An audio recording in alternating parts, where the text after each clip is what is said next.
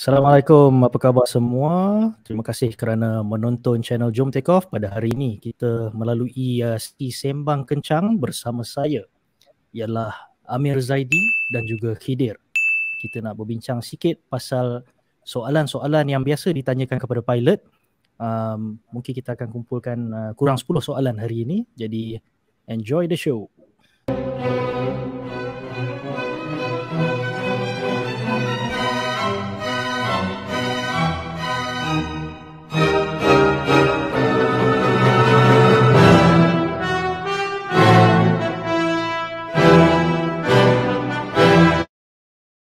Khabar guys, okay? Assalamualaikum. Baik. Salam. Khabar semua. Okay, cantik. Alhamdulillah. Ni kita nak go through beberapa soalan yang memandang kita semua dah lama terbang. Dah lebih sedekad lah. Nak mencapai 2 dekad dah ni. So banyaklah soalan yang dari kita mula join dekat sekolah penerbangan ni sampailah sekarang. Ada kawan-kawan kita yang dah sampai pergi berhijrah ke negara-negara lain untuk terbang bersama carrier-carrier yang tersendiri. Guilty. Dan guilty as charged. Kita akan appreciate poin-poin yang dibawa oleh Prof ataupun Khidir pada hari ini juga. Terima kasih kerana bersama-sama kami nak memberikan input kepada soalan yang bakal diberikan. Jadi Happy to be here. Glad you're here. And tanpa melengahkan masa, kita go to the first question. Soalan pertamanya daripada orang-orang ramai. Orang tanya, ini quite general jugalah, tapi mungkin kita boleh describe sedikit sebanyak lah. Orang tanya, apakah ciri yang diperlukan untuk berjaya menjadi seorang pilot? Silakan kawan-kawan. Yang memang satu kualiti yang memang outstanding lah kata. Kena ada inisiatif. Jadi pilot ni kena ada inisiatif. Dia semua, kalau kita tengok balik daripada flying school, kita dah bukan flying school, dah semua kita dah diberi dah sebenarnya. Dia dah latih kita dah untuk apa yang dibelajar kat flying school tu, kita belajar dekat airline lebih kurang dia punya cara nak belajar tu sama. So kita kena tahulah, kita dah tahu dah pattern dia. Kita dah tahu dah pattern dia untuk untuk maju dalam airline lah. Kira kita dah tahu dia kena belajar type rating apa semua. So kalau macam dapat manual tu tanpa buang masa dah kena start baca dah, tak payah nak suruh, tak payah disuruh-suruh lah benda ni. Tak payah disuruh-suruh. Kita baca sendiri, kita buka dalam manual tu. Even dalam manual tu dia cakap macam mana nak baca manual tu. Kira dalam manual tu saja pun kita dah boleh tahu macam mana kita nak move forward, nak progress dalam manual tu sendiri. So kita menarik. Kan? Dalam macam Boeing tu ada dua manual yang utama lah, tak termasuk dengan training lah. Dan sistem je ada 2, tapi dia tak bagi tahu dia yang manual pertama tu terus sistem heavy system, tak ada.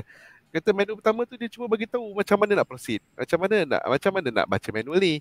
Dan manual ni ada apa, dia punya legend apa semua. So dia bagi benda-benda yang sangat asas. Bila masuk volume 2 tu baru yang dalam sistem detail apa semua. Dia kira sebenarnya dia ikut kalau baca sorang-sorang tu dia boleh mengikut kronologi lah. Tapi bila kita di syarikat, kalau dia ada bagi masa untuk fixed base, bukan fixed base, macam mana yang familiarization simulator kan, time tu baru kita tengok, time tu lah baru kita tahu. Masa kita dah baca 2 manual tu, kita dah tahu dah kat mana kita nak dapatkan maklumat untuk setiap benda yang kita tak tahu tu. So bila dah ada inisiatif, benda tu jadi lagi senang. Kalau kita tak mula, kita sendiri tak ada inisiatif, tak ada kena diri, kita tak tahu, kita tak kita tak tengok satu masalah tu, kita rangka penyelesaian tu. Kalau kita tak ada tak ada usaha nak menyelesaikan masalah tu, susah nak berjaya dalam training tu sendiri sebenarnya. Tadi Amir Zaidi ada cakap pasal manual dalam manual, cara nak baca manual dalam manual tu, introduction. Korang macam mana guys? Korang pengalaman korang masa tengah ni baca tak sebenarnya apa introduction tu? Tak good. Jadi tu mungkin satu kesilapan kita orang dulu. Kita orang tak didedahkan dengan benda apa yang Amir Zaidi cakap ni. Salah satu benda yang aku hanya didedahkan maybe dalam tahun berapa, tak ingat tahun berapa, mungkin dalam 6 tahun lepas aku dah join company dalam syarikat penerbangan tu, ada seorang type-rated examiner, dia mengajar macam mana nak membaca manual. So benda yang nampak sangat remeh dan kita akan pass pun kalau tak baca depan tu, tapi bila kita baca dia punya introduction tu, memang dia memberi kita macam some sort of macam guideline ataupun guidance untuk kita membaca, untuk kita structurize apa yang kita patut belajar. Apa lagi ni Amir Zaidi nak ni lagi ke? Ciri-ciri yang diperlukan? Sekarang tak fikir lagi. Kide, ada apa-apa yang terfikir tak sekarang? Ada banyak yang aku boleh fikir, yang antara yang macam boleh kira pass fail lah. Buta warna tak boleh, memang tak lepas. Rabun boleh, buta warna tak boleh. Lagi rabun. satu, kalau pendek sangat, sebab kaki tu nak kena tekan alat kawalan rada tu. Kalau yang tu tak sampai pun tak boleh. Ada setengah orang memang terlampau pendek sampai setting rada yang paling tekan depan pun dia tak sampai juga. Itu memang fitrah kau, tak boleh lah. Tapi kalau yang boleh nak kata lain semua cukup sifat, pada aku yang ciri-ciri yang memang sangat diperlukan untuk berjaya menjadi seorang pilot adalah ni biasa pada aku tengok lah misconception. Sebab orang tengok dia macam doktor, macam kau kena study, kau kena telaah buku dalam-dalam baru kau macam ambil pengetahuan tu masuk dalam banyak-banyak, hafal banyak-banyak. Pilot lain daripada semua tu. Dia adalah kebolehan untuk berfikir dengan pantas, menyelesaikan sesuatu masalah tu dengan kreatif, dengan segera, dan penyelesaian tu boleh diubah seiring dengan perubahan persekitaran. Pilot memang macam tu. Itu you punya yang paling kena ada sekali lah. Orang kata thinking on your feet is more important than yang study tu. Yang itu is important, tapi dia kedua. Yang paling utama sekali memang you memang kena geliga lah. Ni macam geng-geng orang yang macam orang kata kalau nak bagi soalan matematik, bukan yang rumit pun, yang macam biasa-biasa je, tapi dia macam dia boleh selesaikan. Itulah aku tengok yang orang yang biasanya menjadi seorang pilot yang berjaya lah. And it is not the ability untuk menghafal banyak benda, tapi macam benda tu kau dah hafal banyak, dia berada sekeliling otak kau tak payah nak fikir lama pun untuk akses maklumat tu. Kau macam kau dah tahu, kau ambil maklumat ni, kau ambil maklumat tu, kau ambil maklumat ni, semua dalam mungkin 2-3 minit aja. Lepas tu kau keluarkan sebuah keputusan yang good enough lah orang kata. Itulah yang penting aku tengok. Betul. Macam Prof ataupun KD cakap tadi pasal physicality ya, itu bergantung jugalah kepada kita, genetik kita. Ada yang tak menepati sekian-sekian syarat kesihatan ataupun syarat keadaan fizikal yang diperlukan. Kalau rabun sikit-sikit kabur, rabun jauh, rabun dekat, yang boleh tak kritikal boleh dibantu. Tapi kalau rabun warna susah sikit lah nak menolong dia.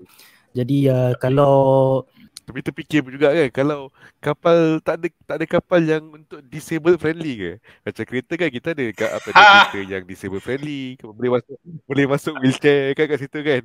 So aku kalau rasa kalau disabled friendly contoh kereta. Aku rasa kapal single pilot kot. Ya. Maybe kapal G8. Aku pernah tengok ada perempuan yang tak ada tangan, dia pakai kaki je. Dia pakai kaki dia bawa kau terbang. Ada keluar kat Facebook dulu, ada orang mana entah post. Tapi kapal GA lah. Kapal GA ke stunt pilot mana tahu kan stunt pilot dia. But not the airline lah. Ciri-ciri itu pun ke antara jawapan juga ciri-ciri. Kira image jugalah kan. Betul. Tadi kita dah image, tadi kita dah borak pasal apa, kita dah cakap pasal kita punya, I think the mental, the attitude tadi dua attitude tadi bergeliga dengan inisiatif, lepas tu sifat fizikal lagi. Tapi betul juga pasal ni airline pilot. Kalau airline pilot kita rasanya lebih lebih ada batas lah, lebih berbatas lagi daripada pilot. Lebih strict. Jadi kalau kita belajar Crew Resource Management ataupun CRM, antara kursus yang diwajibkan setiap airline. Kadang-kadang setiap 2 tahun, ada certain airline setiap 3 tahun. Tapi benda tu dengan kemajuan teknologi yang ada, mereka sedar bahawa komunikasi dan teamwork adalah penting untuk semua kru menjalankan satu penerbangan dengan lancar. Jadi salah satu benda yang aku belajar mungkin masa duduk Timur Tengah dululah, dekat Saudi dulu, dalam satu kursus tu mereka tekankan KSA. Kalau KSA tu nama dia Kingdom of Saudi Arabia. Tapi K tu stands for knowledge. Maknanya kita patut garap knowledge lah. Ciri-ciri yang diperlukan adalah eagerness kita untuk menimba ilmu. Selalunya orang yang masuk pilot ni kira macam fresh lah, muda lagi kan. Ada yang dekat universiti, ada yang dari college, ada dari sekolah menengah, sampai 18-17 tahun ke 18 pun dah start masuk flying school. Jadi knowledge sepatutnya tak menjadi masalah kepada anak-anak muda lah, kerana flexibility mereka. Dan macam orang cakap lah, kalau lahir kain ni warna putih, terpulang kepada kita nak mencorakkannya kan. So kalau muda-muda ni senang sikit lah kita nak belajar. Jadi jangan stop yourself from learning lah ciri-cirinya untuk in the quest untuk menimba ilmu. So kalau orang tua-tua sikit yang baru nak masuk ke dunia penerbangan, mereka perlu, kalau benda tu bertentangan dengan apa industri yang mereka lalui sebelum ni, mereka harus macam ada proses macam unlearn lah in a way, unlink benda yang boleh contradict dengan apa teori yang dipelajari masa terbang. So untuk orang yang lebih berumur ni susah sikit mereka buat, tapi knowledge is an important thing lah, K. So S stands for skills. Ni kita kena belajar. Macam mana nak belajar? Satunya, kalau orang nak belajar benda, it's not merely by tengok seminar, tengok video YouTube ataupun baca buku saja. Mereka perlu ada hands on lah, practical. Jadi pada bila tibanya mereka untuk mengambil lesson yang requires them to upskill themselves with the required coordination dan sebagainya, mereka perlu belajar lah dan try to garap secepat mungkin skill. Tapi kita perlukah skillful, ultra skillful masa kita baru masuk pilot? Tak semestinya. Kalau anda ultra skillful, anda lah best flyer. Tapi orang lain yang tak best flyer, anda masih pas. Anda masih lagi layak dan menepati kriteria untuk menjadi pilot. Tapi masa bila anda boleh upskillkan diri anda kepada lebih terror, sama macam kawan anda yang jadi best student in flying tu, ini masa anda dah start kerja. Makin lama makin anda develop skill tu. So S stands for skill lah. Lagi satu A, dah dibincangkan oleh Kide dan Amir Zaidi tadi, attitude. Jadi yang aku belajar yang tu 3 elemen lah. Kalau nak bincang secara terperinci, sangatlah mendalam topik ni, apa ciri yang diperlukan nak jadi pilot. Tapi roughly I can tell you maybe 3 elemen yang aku boleh fikir sekarang: knowledge, attitude dan juga skill lah. Ada lain nak factors tu. Human factor. Adalah yang terakhir yang aku rasa agak penting lah, sambil korang-korang borak ni aku dah terfikir. Sebab kita ni bawa kapal terbang bukan seorang je, kita bawa 2 orang. Jadi ciri-ciri yang aku rasa penting adalah boleh get along lah dengan orang sebelah, ataupun siapa-siapa lah. Sebab kita bukan kerja seorang aja. Kalau kau jenis orang yang selfish, yang macam fikir diri sendiri je, ataupun kerja nak lawan orang lain ke, keras kepala ke, memang susah lah nak berjaya dalam dunia penerbangan airline ni. Sebab memang bukan kita seorang je. Kita nak menjayakan penerbangan ni, daripada tukang cuci kapal terbang sampailah ke kapten, semua orang perlu. So kalau boleh cubalah jadi manusia yang baiklah kepada semua orang yang kita jumpa. Point yang sangat bagus yang kau bring up, Kide, pasal benda ni adalah elemen yang sangat penting dalam dunia aviation sekarang. Dulu wujud kira trait ataupun karakter seorang pilot yang digelar macho. Macho tu bagi kita macam bagus kan, macho semua. Tapi dalam konsep human factor, macho is a thing that you would want to avoid if you are involved in airline industry lah. Sebab macho ni melambangkan anda saja betul, orang sebelah tak betul, dan teamwork anda tak dengar orang sekeliling. Kalau orang beri amaran bahawa terdapat bahayanya dalam flight tu, anda tak nak dengar. So benda ni harus dielakkan. Kalau dulu sistem kapal semua ni macam seorang je boleh terbang kan kapal. Yang lagi seorang tu, kalau dia tak layan apa semua, kapal terbang masih lagi boleh dijalankan secara selamat. Tapi pada waktu kini, terutamanya dalam industri Airbus aku difahamkan memang perlulah kemanusiaan dan teamwork ni. Kalau anda tak dapat get along pun, anda perlu juga get along untuk menjayakan penerbangan tersebut. So, kalau tak boleh nak get along dengan orang lain, berhenti kerja je lah. Carilah kerja yang boleh kerja seorang. Daripada kau menyusahkan hidup orang lain. Betul. Engkau gaji dah kira alhamdulillah lah, senang kan gaji. Ada orang kata 5 figure. Kalau kerja dekat syarikat terkemuka Eropah, ada orang kata nak sampai 6 figure pun duit Malaysian ringgit tu. Tapi aku tak tahulah, tak kerja sana. So diberi berbekalkan gaji banyak semua ni. Kenapa kau tak menolong diri kau sendiri juga kan untuk memperkemaskan demi keselamatan karier kau. Jadi kalau anda jenis introvert pun, sebenarnya ramai antara kita dan mungkin termasuk kita bertiga juga ada elemen introvert pada kita. Tapi ini tak bermakna kita macam diam diri tak buat kerja apa, orang lain je buat kerja, ataupun kita buat kerja seorang diri. Bila career kita memerlukan teamwork, kita rise up to the occasion. Kita menurut saja. Kalau anda sayangkan career anda lakukanlah apa-apa yang value yang career anda perlukan. Panjang pula kita cerita pasal ciri-ciri pilot ni kan. Dalam bab ciri-ciri ni pun macam kita cerita macam yang macho tu lah kan. Macho tu mesti ada asal dia juga kan. Kenapa yang macho dulu? Macam dulu banyak awal 1940 1940 1950s kan, all the military semua bila orang tengok filem-filem lama, macam benda I want to be like that lah kan. Macam ni macam dia macam kata nampak macam dia buat keputusan tu very decisive. Dia buat keputusan tu macam ni, okay, kita pergi serang sini, kita pergi apa semua. So dia punya decisive dengan macho-ness tu, dia dekat ada macam ada link kat situ lah sikit-sikit. So kira kalau sampai zaman sekarang ni, dia kira benda tu adalah tidak bagus untuk keselamatan lah, safety. To conduct a safe flight lah.